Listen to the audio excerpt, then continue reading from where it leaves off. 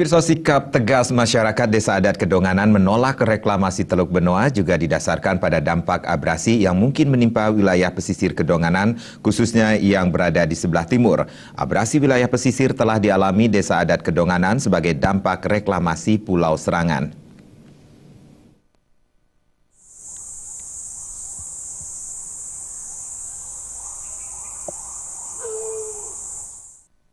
Bendesa Adat Kedonganan Imadi Sugito menerangkan reklamasi Pulau Serangan berperan besar terhadap abrasi di wilayah Kedonganan hingga mengakibatkan sebuah pulau yang sebelumnya menjadi tempat ritual masyarakat setempat tergerus hingga hilang.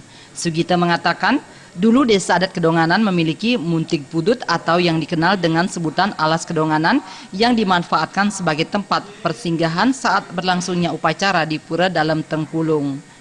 Reklamasi Pulau Serangan juga berdampak pada abrasi yang menimpa setre yang berbatasan langsung dengan hutan mangrove di desa setempat. Ketika terjadinya pengurukan di Serangan, yang itu muntig yang dinamakan alas Kedonganan, masyarakat Tanjung, masyarakat Tengkulung, lebih-lebih masyarakat kami Kedonganan sampai saat ini masih mengenang bahwa wilayah itu wilayah alas Kedonganan. Nah, itulah menjadi pokok ketika diuruk di Serangan itu, alas Kedonganan sudah menjadi hilang, yang jadi muntik. Begitu juga kami mempunyai kuburan kurang lebih 80 hari. Kuburan yang sisi timur adalah perbatasan mangrove, sisi selatan adalah mangrove, yaitu jalan menuju SMA 2 Kute. Ya, ketika diuruk kurang lebih 4 atau 5 hari sudah terjadi abrasi pengikisan.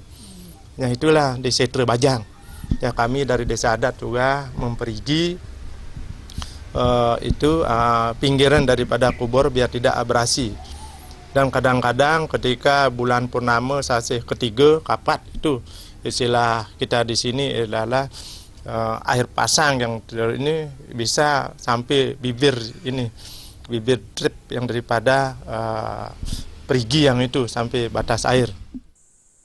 Dampak lain yang dialami akibat pengurukan Pulau Serangan adalah berkurangnya jumlah biota laut seperti kepiting, udang, kerang-kerangan, maupun ikan yang mengakibatkan penghasilan para nelayan terus menurun. Alit Sidi dan Gung